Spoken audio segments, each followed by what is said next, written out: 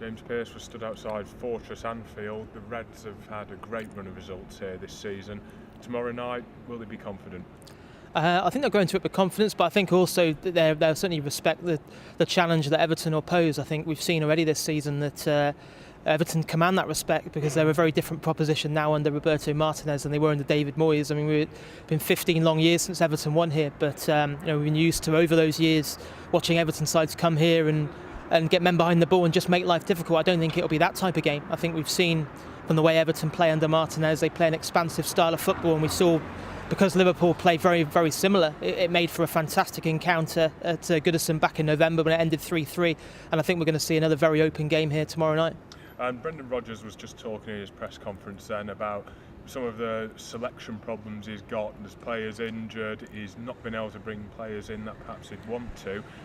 Are Liverpool still going to be able to field a side that is going to go out there and win the game? Yeah, well, I think both clubs have got injuries. I think you look at Everton. They're certainly not going to be at full strength either.